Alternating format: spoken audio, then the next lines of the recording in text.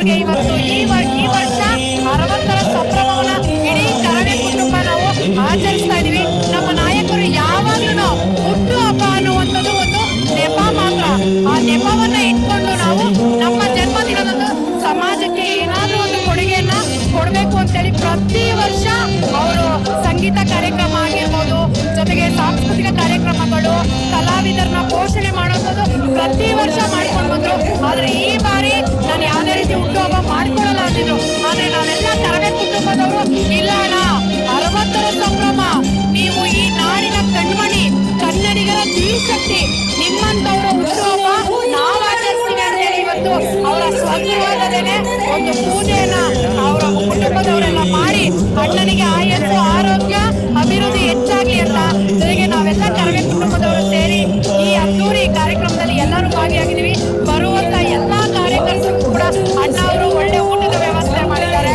ಒಳ್ಳೆ ಒಂದು ಹಬ್ಬದ ವಾತಾವರಣ ಅಂತಾನೆ ಹೇಳ್ಬೋದು. ಯಾಕಂದ್ರೆ ಕರವೇ ಕುಟುಂಬದವ್ರಿಗೆ 2 ದಿನ ಹಬ್ಬದ ವಾತಾವರಣ. ಒಂದು ಕನ್ನಡ ರಾಜ್ಯೋತ್ಸವ, ಎರಡನೇದು ಅಣ್ಣನ ಹುಟ್ಟುಹಬ್ಬ. ಹಾಗಾಗಿ ಅಣ್ಣ 100 ಕಾಲ ಚೆನ್ನಾಗಿರ್ಬೇಕು ಅಂತ ನಾವು ಇಡೀ ಕರವೇ ಕುಟುಂಬದಿಂದ ನಾವು ಕೇಳ್ಕೊತೀವಿ. ವ್ಯಕ್ತಿಗತವಾಗಿ ಟಿ ಎ ನಾರಾಯಣಗೌಡರು ಹಾಗೆ ಹೋರಾಟಗಾರನಾಗಿ ಹೇಗೆ ವ್ಯಕ್ತಿಗತವಾಗಿ ಕಾಣಿಸ್ತಾರೆ ನಿಮಗೆ? ನೋಡಿ, ಇವತ್ತು ನಮ್ಮ ನಾಯಕರು ಅಣ್ಣ ಟಿ ಎ ನಾರಾಯಣಗೌಡರು ಯಾವತ್ತೂ ಕೂಡ ಅವರು ಹೋರಾಟಗಾರರ ಜೀವನಕ್ಕೆ ಬಂದ್ಮೇಲೆ ಎಲ್ಲ ತ್ಯಾಗ ಮಾಡಿರೋದೆ, ಯಾವುದು ಕೂಡ ಅವರು ಅನುಭವಿಸೇ ಇಲ್ಲ. ಈ ನಾಡು ನುಡಿ ನೆಲ ಜಲ ಭಾಷೆ ಈ ನಾಡಿನ ಮಕ್ಕಳಿಗೋಸ್ಕರನೇ ಅವರು ಇಡೀ ತಮ್ಮ ಜೀವನಮಾನ ಎಲ್ಲ ನಾಡು ನುಡಿಗೋಸ್ಕರ ತೆಗೆದು ಹಲವಾರು ಬಾರಿ ಜೈಲು ಕೂಡ ಅನುಭವಿಸಿ ಅವರಿಬ್ರು ಮಕ್ಕಳು ಹುಟ್ಟಿದಾಗ್ಲೂ ಕೂಡ ಅವರು ಜೈಲು ವಾಸ ಅನುಭವಿಸಿದ್ದಾರೆ.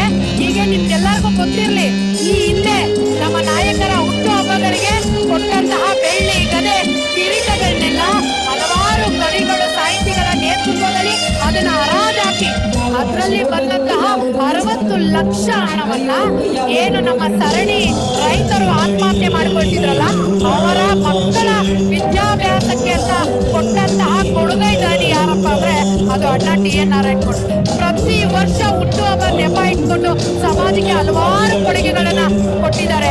ಈ ಬಾರಿಯೂ ಕೂಡ ಇನ್ನು 2-3 ದಿನಗಳಲ್ಲಿ ದೊಡ್ಡ ಮಟ್ಟದಲ್ಲಿ ಕಾರ್ಯಕ್ರಮ ಮಾಡಿ ಕಲಾವಿದರಿಗೆ ಒಂದು ದೊಡ್ಡ ಮಟ್ಟದಲ್ಲಿ ಪ್ರಶಸ್ತಿ ಕೊಡಬೇಕು, ಅಂತಾರಾಷ್ಟ್ರೀಯ ಮಟ್ಟದಲ್ಲಿ ಒಂದು ಕಾರ್ಯಕ್ರಮ ಮಾಡಬೇಕು ಅಂತ ಎಲ್ಲ ತಯಾರಿ ನಡೆದಿದೆ. ಅದಕ್ಕೆ ಒಂದು ಶೀರ್ಷಿಕೆಯಾಗಿ ಈ ಹುಟ್ಟುಹಬ್ಬ ಆಚರಣೆ ಅಂತ ಹೇಳಿದೆ. ನಾರಾಯಣಗೌಡರ ಯಾವ ಗುಣ ಅಂತ ನೀವು ಅಳವಡಿಸೋದಕ್ಕೆ ಇಷ್ಟಪಡ್ತೀರಾ? ನೋಡಿ, ನಾರಾಯಣಗೌಡರದು ಒಂದು ಗುಣ ಅಲ್ಲ.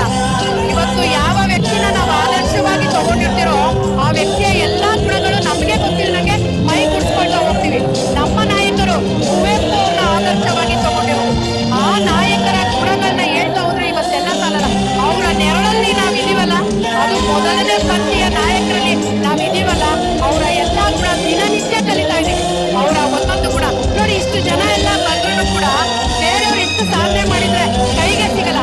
ಆದ್ರೆ ಕಾರ್ಯಕರ್ತರ ಜೊತೆ ಅವರು ಒಬ್ಬ ಸಾಮಾನ್ಯ ವ್ಯಕ್ತಿಯಾಗಿ ಎಲ್ಲರನ್ನೂ ಪ್ರೀತಿಯಿಂದ ಮಾತಾಡ್ಸೋದು, ಅವ್ರಿಗೆ ಫೋಟೋ ಕೊಡೋದು, ಇದೆಲ್ಲ ಇದೆಯಲ್ಲ ಯಾರಿಗೂ ಬರಲ್ಲ. ಅದಕ್ಕೆ ನಾನು ಯಾವಾಗಲೂ ಒಂದು ಮಾತು ಹೇಳ್ತೀನಿ, ಇಂಥ ನಾಯಕರನ್ನ ನಾವು ಮುಂದೆ ನೋಡಿಲ್ಲ, ಮುಂದೆ ನೋಡಲ್ಲ. ಈಗ ನಾವು ನೋಡ್ತಾ ಇದೀವಿ, ಅವ್ರಿಗೆಲ್ಲ ಇದ್ದೀವಿ ಅಂದ್ರೆ ನಾವೇ ಧನ್ಯ. ವಿಶೇಷ ಸಂದೇಶವನ್ನು ಏನ್ ಕೊಡ್ತೀರಾ ಈ ಹುಟ್ಟುಹಬ್ಬದ ಶುಭ ಸಂದರ್ಭದಲ್ಲಿ? ಖಂಡಿತವಾಗ್ಲೂ. ಯಾಕಂದ್ರೆ ಅಣ್ಣ ನಾರಾಯಣಗೌಡರಿಗೆ 60ರ ದಶಕ ಎಲ್ಲರೂ ಅನ್ಕೊಳ್ತಾರೆ 60 ವರ್ಷ ಆಯ್ತು, ಅವ್ರಿಗೆ ವಯಸ್ಸಾಗ್ತಾ ಇಲ್ಲ, ಇನ್ನ ಕಡಿಮೆನೆ ಆಗ್ತದೆ. ಈಗಲೂ ಕೂಡ ಯಾವ ಯುವಕರಲ್ಲೂ ಇಲ್ಲದೆ ಇರುವಂತಹ ಹುಮ್ಮಸ್ಸು, ಆ ಶಕ್ತಿ, ಆ ಚೈತನ್ಯ ನಮ್ಮ ನಾಯಕರಲ್ಲಿದೆ. ಇನ್ನು ಹಲವಾರು ಹೋರಾಟಗಳನ್ನ ತಲೆಯಲ್ಲಿ ಇಟ್ಕೊಂಡಿದ್ದಾರೆ. ಈ ನಾಡು ನುಡಿಗೋಸ್ಕರ ಹಲವಾರು ಹೋರಾಟ ಮಾಡಿ ನಾಡ ಸೇವೆ ಮಾಡಬೇಕು ಅಂತ ಅನ್ಕೊಂಡಿರುವಂತಹ ನಾಡ ಸೇನಾನಿ ಅಣ್ಣ ಟಿ ಎ ನಾರಾಯಣಗೌಡರು ಮುಂದಿನ ದಿನಗಳಲ್ಲಿ ನಮ್ಮ ಕರ್ನಾಟಕ ರಕ್ಷಣಾ ವೇದಿಕೆ ಒಂದು ಪ್ರಾದೇಶಿಕ ಪಕ್ಷ ಆಗುವಂತಹ ನಿಟ್ಟಿನಲ್ಲಿ ನಾವು ನಡೀತಾ ಇದ್ದೀವಿ. ನಮ್ಮ ನಾಯಕರಿಗೆ ಅದೆಲ್ಲ ಇಷ್ಟ ಇಲ್ಲ. ಆದರೆ ನಾವು ಇವತ್ತು ನೋಡಿದ್ದೀರಾ ರಾಜ್ಯದಲ್ಲಿ ಏನು ಯಾವ ರೀತಿ ಇವತ್ತು ಪಕ್ಷಗಳು ಪ್ರಾದೇಶಿಕ ಪಕ್ಷ ಬೆಳೆದು ಬಂದಿರಲ್ಲ. ನಮ್ಮ ನಾಡಲ್ಲಿ ಏನಾದರೂ ಪ್ರಾದೇಶಿಕ ಪಕ್ಷ ಕಟ್ಟುವಂತ ತಾಕತ್ತು, ಆ ಚೈತನ್ಯ ಯಾರ್ಯಾರಿಲ್ಲ ಅಣ್ಣ ಟಿ ಎ ನಾರಾಯಣಗೌಡರಿಗೆ. ಹಾಗಾಗಿ ಮುಂದಿನ ದಿನಗಳಲ್ಲಿ ಜನತೆ ಎಲ್ಲರೂ ನಮ್ಮ ಕೈ ಹಿಡಿದ್ರೆ ಈ ನಾಡಲ್ಲಿ ಒಂದು ಪ್ರಾದೇಶಿಕ ಪಕ್ಷವನ್ನ ಕಟ್ಟುವಂತ ಎಲ್ಲಾ ರೀತಿಯ ಕಾರ್ಯಗಳು ಮುಂದೆ ನಡೆಯುತ್ತೆ.